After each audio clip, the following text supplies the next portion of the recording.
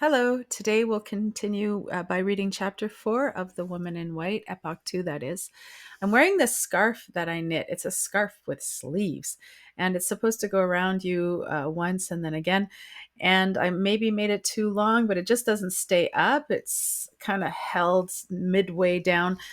It's warm. It's a novelty item, but I don't think I'll knit it again because it's awkward to wear.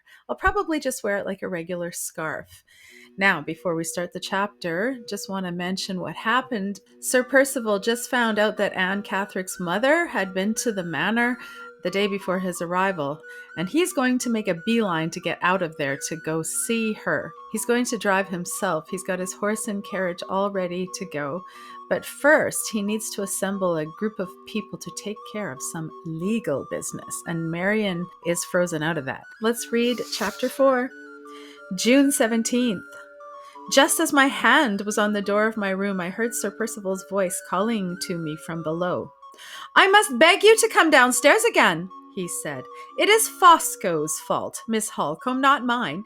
He has started some nonsensical objection to his wife being one of the witnesses and has obliged me to ask you to join us in the library." I entered the room immediately with Sir Percival. Laura was waiting by the writing table, twisting and turning her garden hat uneasily in her hands. Madame Fosco sat near her in an armchair, imperturbably admiring her husband, who stood by himself at the other end of the library, picking off the dead leaves from the flowers in the window. The moment I appeared, the Count advanced to meet me and to offer his explanations. "1,000 pardons, Miss Holcombe," he said. "You know the character which is given to my countrymen by the English. We Italians are all wily and suspicious by nature in the estimation of the good John Bull. Set me down, if you please, as being no better than the rest of my race. I am a wily Italian and a suspicious Italian. You have thought so yourself, dear lady, have you not? Well, it is part of my wiliness and part of my suspicion to object to Madame Fosco being witness to Lady Glyde's signature when I am also a witness myself." "There is not the shadow of a reason for his objection," interposed Sir Percival. "I have explained to him that the law of England allows Madame Fosco to witness a signature as well as her husband." "I admit it," resumed the Count. "The law of England says yes, but the conscience of Fosco says no." He spread out his fat fingers on the bosom of his blouse and bowed solemnly as if he wished to introduce his conscience to us all in the character of an illustrious addition to the society. "What this document which Lady Glyde is about to sign may be," he continued, "I neither know nor desire to know. I only say this. Circumstances may happen in the future which may oblige Percival or his representatives to appeal to the two witnesses, in which case it is certainly desirable that those witnesses should represent two opinions, which are perfectly independent the one of the other. This cannot be if my wife signs as well as myself, because we have but one opinion between us, and that opinion is mine. I will not have it cast in my teeth at some future day that Madame Fosco acted under my coercion and was in plain fact no witness at all. I speak in Percival's interest when I propose that my name shall appear as the nearest friend of the husband, and that your name, Miss Holcombe, as the nearest friend of the wife. I am a Jesuit, if you please to think so, a splinter of straw, a man of trifles and crotchets and scruples, but you will humor me, I hope, in merciful consideration of my suspicious Italian character and my uneasy Italian conscience." He bowed again, stepped back a few paces, and withdrew his conscience from our society as politely as he had introduced it.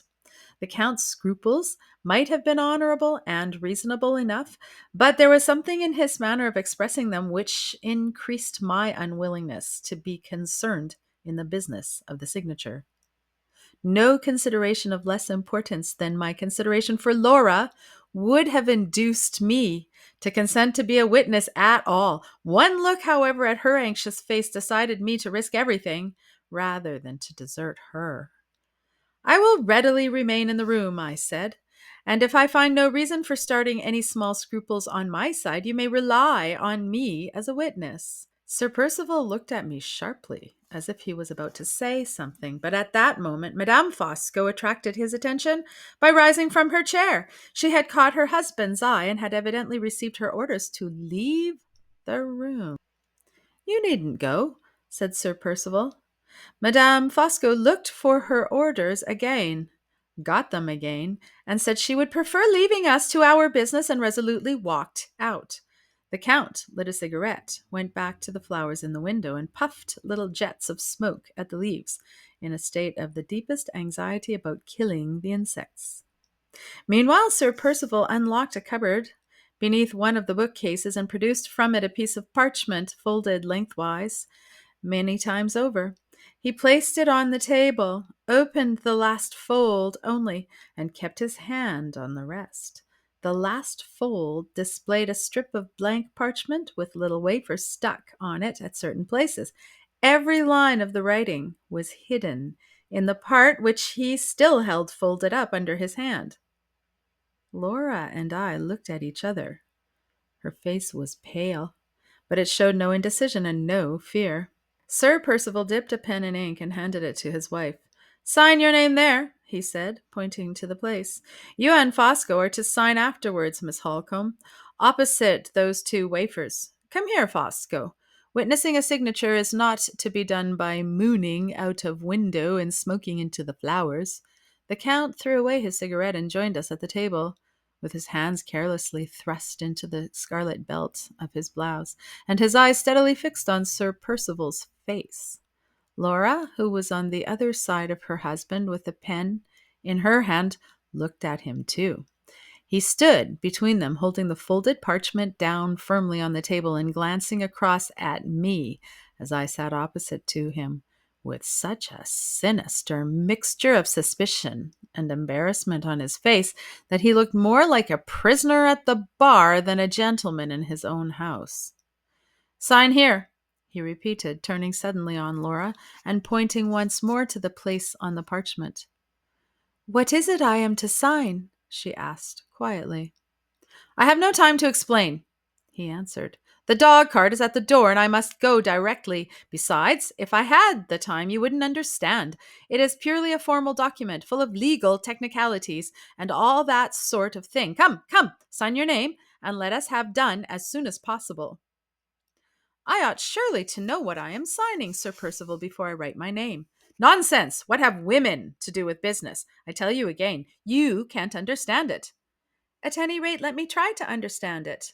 Whenever Mr. Gilmore had any business for me to do, he always explained it first, and I always understood it." "I dare say he did. He was your servant and was obliged to explain. I am your husband, and I am not obliged. How much longer do you mean to keep me here? I tell you again, there is no time for reading anything. The dog cart is waiting at the door. Once and for all, will you sign your name or will you not?" She still had the pen in her hand, but she made no approach to signing her name with it.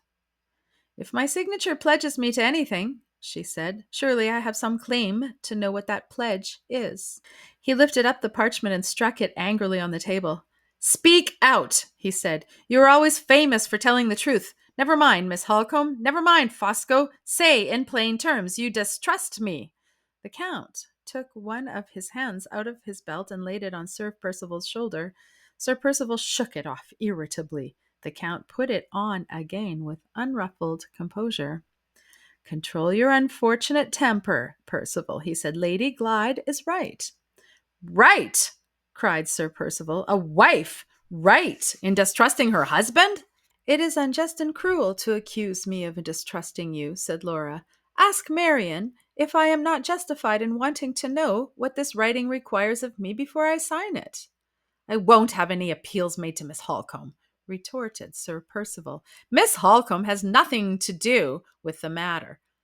I had not spoken hitherto, and I would much rather not have spoken now, but the expression of distress in Laura's face when she turned it towards me, and the insolent injustice of her husband's conduct, left me no other alternative than to give my opinion for her sake as soon as I was asked for it. Excuse me, Sir Percival, I said, but as one of the witnesses to the signature, I venture to think that I have something to do with the matter.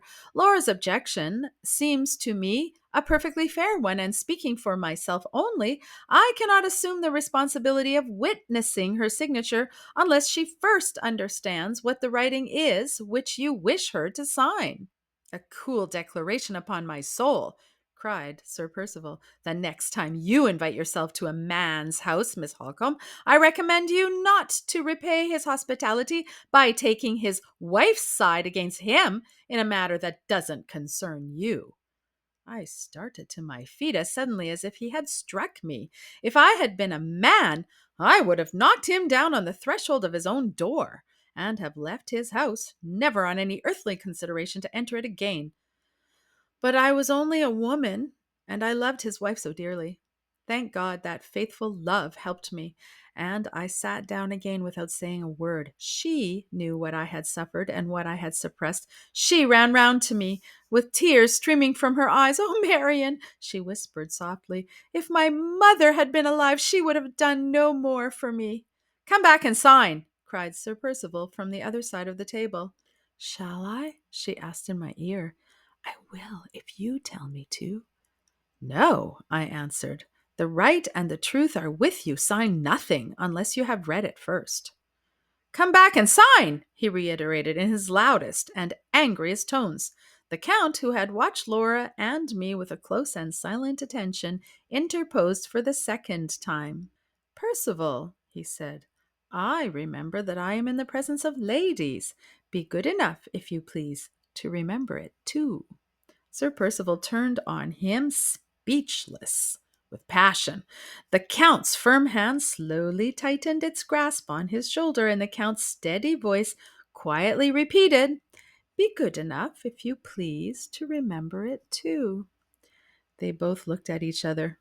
Sir Percival slowly drew his shoulder from under the Count's hand, slowly turned his face away from the Count's eyes, doggedly looked down for a little while at the parchment on the table, and then spoke with the sullen submission of a tamed animal rather than the becoming resignation of a convicted man. "I don't want to offend anybody," he said, "but my wife's obstinacy is enough to try the patience of a saint.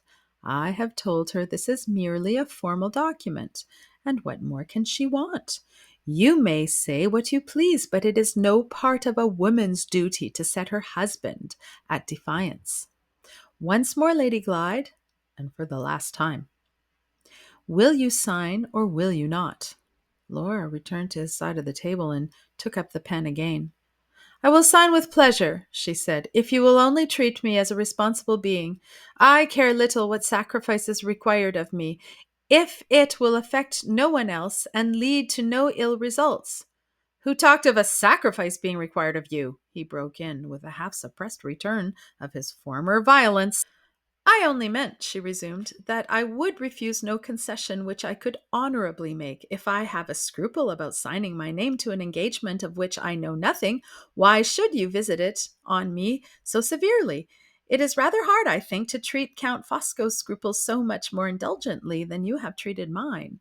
This unfortunate, yet most natural reference to the Count's extraordinary power over her husband, indirect as it was, set Sir Percival's smoldering temper on fire again in an instant.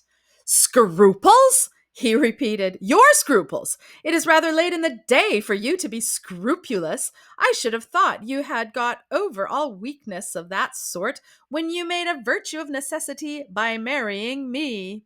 The instant he spoke those words, Laura threw down the pen, looked at him with an expression in her eyes which, throughout all my experience of her, I had never seen in them before, and turned her back on him in dead silence. This strong expression of the most open and the most bitter contempt was so entirely unlike herself, so utterly out of her character, that it silenced us all. There was something hidden beyond a doubt under the mere surface brutality of the words which her husband had just addressed to her.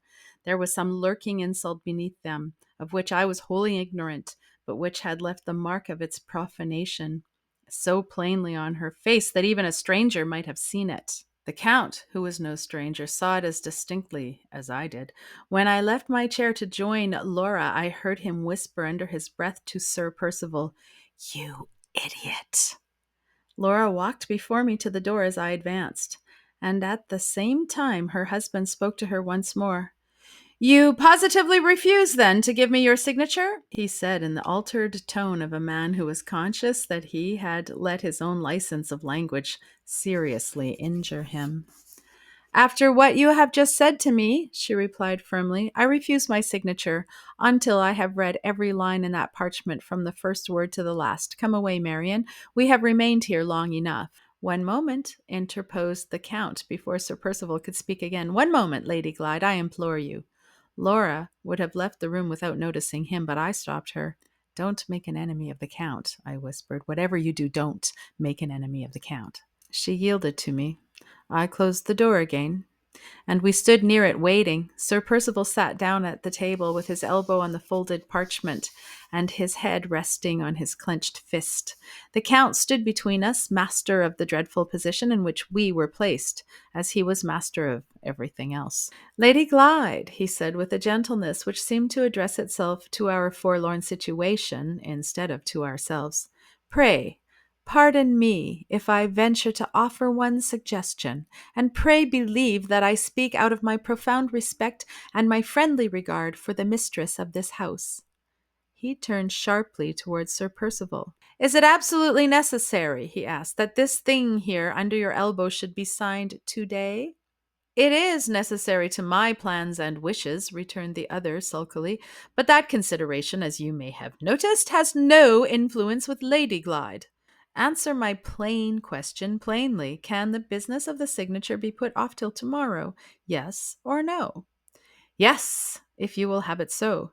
"Then what are you wasting your time for here? Let the signature wait till tomorrow. Let it wait till you come back." Sir Percival looked up with a frown and an oath. "You are taking a tone with me that I don't like," he said, "a tone I won't bear from any man."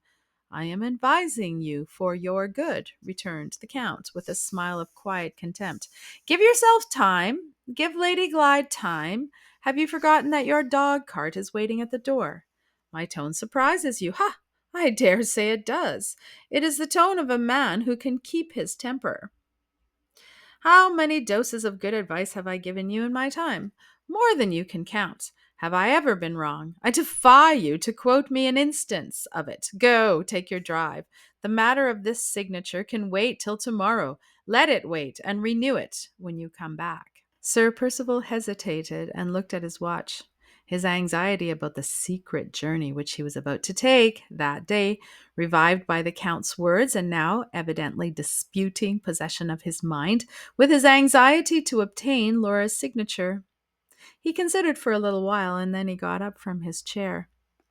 "It is easy to argue me down," he said, "when I have no time to answer you. I will take your advice, Fosco, not because I want it or believe in it, but because I can't stop here any longer." He paused and looked round darkly at his wife. "If you don't, give me your signature when I come back tomorrow."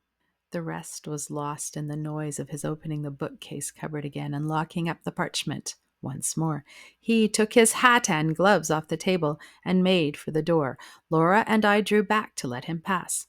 "Remember, tomorrow," he said to his wife, and went out. We waited to give him time to cross the hall and drive away. The Count approached us while we were standing near the door. "You have just seen Percival at his worst, Miss Holcombe," he said. "As his old friend, I am sorry for him and ashamed of him. As his old friend, I promise you that he shall not break out tomorrow in the same disgraceful manner in which he has broken out today." Laura had taken my arm while he was speaking, and she pressed it significantly when he had done. It would have been a hard trial to any woman to stand by and see the office of apologist for her husband's misconduct quietly assumed by his male friend in her own house, and it was a trial to her. I thanked the Count civilly and let her out. Yes, I thanked him, for I felt already, with a sense of inexpressible helplessness and humiliation, that it was either his interest or his caprice to make sure of my continuing to reside at Blackwater Park, and I knew after Sir Percival's conduct to me that without the support of the Count's influence I could not hope to remain there. His influence, the influence of all others that I dreaded most, was actually the one tie which now held me to Laura in the hour of her utmost need. We heard the wheels of the dog-cart crashing on the gravel of the drive as we came into the hall. Sir Percival had started on his journey. "Where is he going to, Marian?" Laura whispered. "Every fresh thing he does seems to terrify me about the future. Have you any suspicions?" After what she had undergone that morning, I was unwilling to tell her my suspicions. "How should I know his secrets?" I said evasively. "I wonder if the housekeeper knows," she persisted. "Certainly not," I replied. "She must be quite as ignorant as we are." Laura shook her head doubtfully. "Did you not hear from the housekeeper that there was a report of Anne Catherick having been seen in the neighborhood? Don't you think he may have gone away to look for her?" "I would rather compose myself, Laura, by not thinking about it at all. And after what has happened, you had better follow my example. Come into my room and rest and quiet yourself a little." We sat down together close to the window and let the fragrant summer air breathe over our faces. "I am ashamed to look at you, Marian," she said, "after what you submitted to downstairs for my sake. Oh, my own love, I am almost heartbroken when I think of it. But I will try to make it up to you. I will indeed." "Hush, hush," I replied. "Don't talk so. What is the trifling mortification of my pride compared to that dreadful sacrifice of your happiness?" "You heard what he said to me," she went on quickly and vehemently. "You heard the words, but you don't know what they mean. You don't know why I threw down the pen and turned my back on him."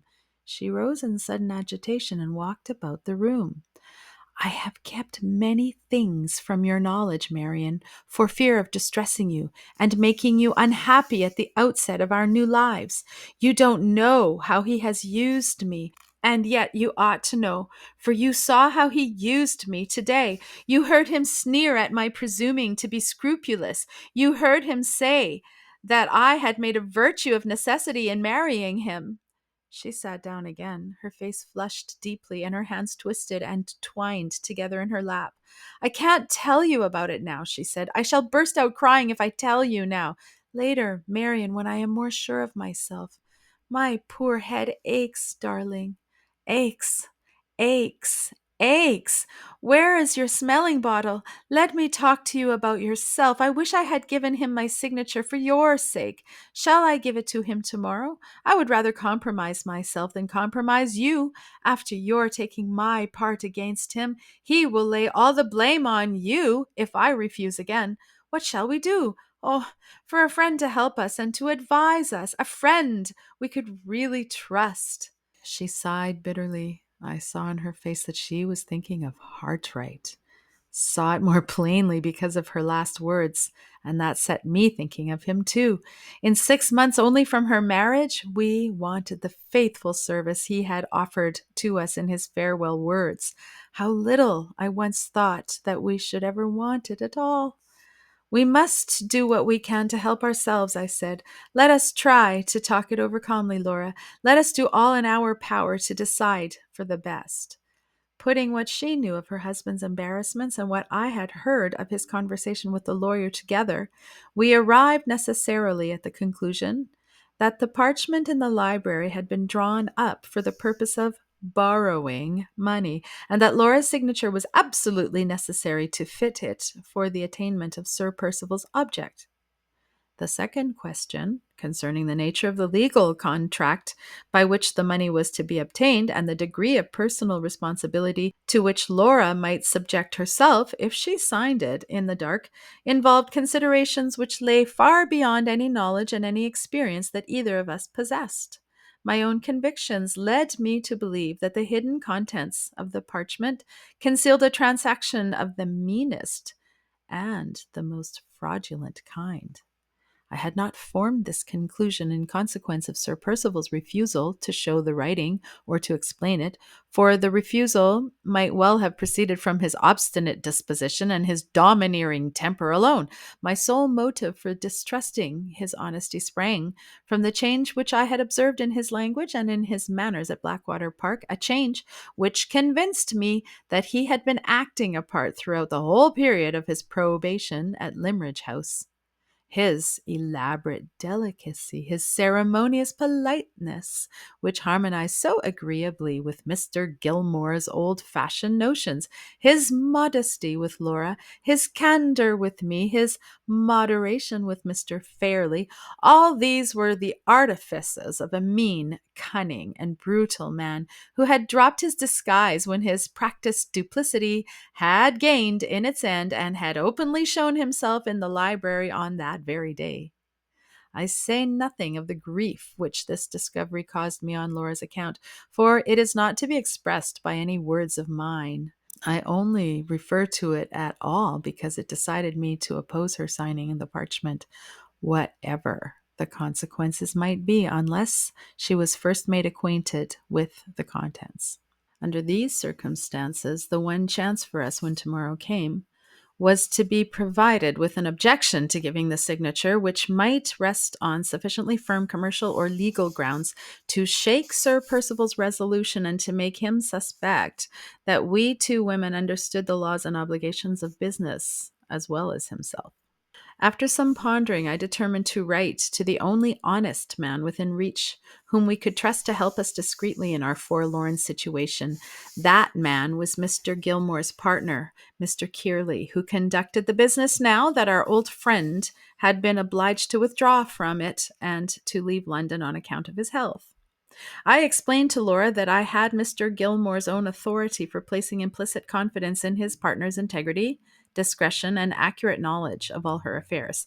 And with her full approval, I sat down at once to write the letter.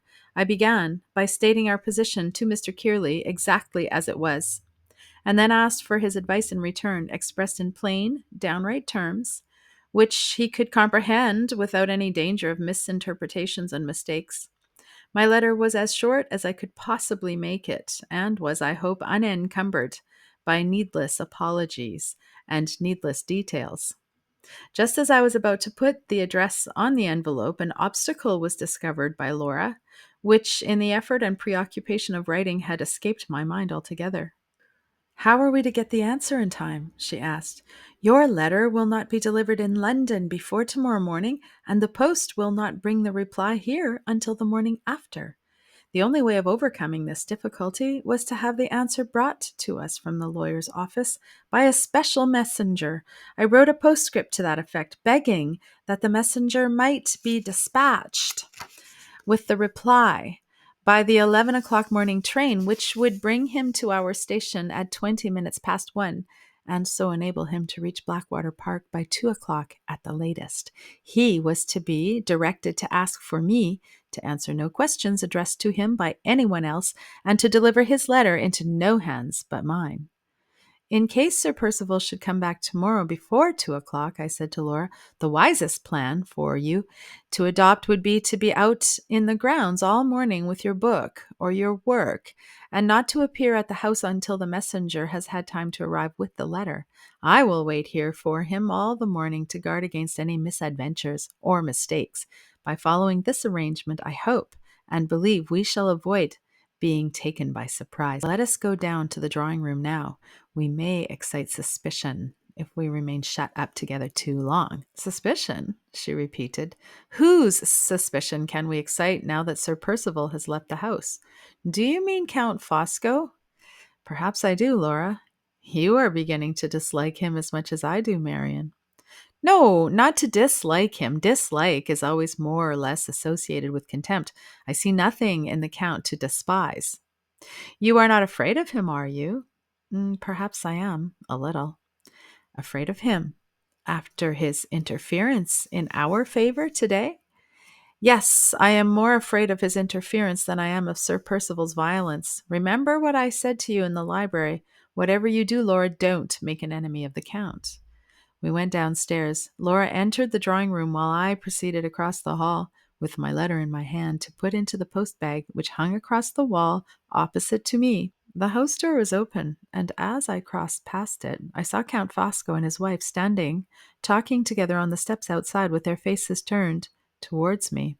The Countess came into the hall rather hastily and asked if I had leisure enough for 5 minutes' private conversation. Feeling a little surprised by such an appeal from such a person, I put my letter into the bag and replied that I was quite at her disposal. She took my arm with unaccustomed friendliness and familiarity, and instead of leading me into an empty room, drew me out with her to the belt of turf which surrounded the large fish pond. As we passed the Count on the steps, he bowed and smiled, and then went at once into the house, pushing the hall door after him, but not actually closing it. The Countess walked me gently round the fish pond. I expected to be made the depositary of some extraordinary confidence, and I was astonished to find that Madame Fosco's communication, for my private ear, was nothing more than a polite assurance of her sympathy for me, after what had happened in the library. Her husband had told her of all that had passed, and of the insolent manner in which Sir Percival had spoken to me. This information had so shocked and distressed her on my account and on Laura's that she had made up her mind, if anything of the sort happened again, to mark her sense of Sir Percival's outrageous conduct by leaving the house. The Count had approved of her idea, and she now hoped that I approved of it too.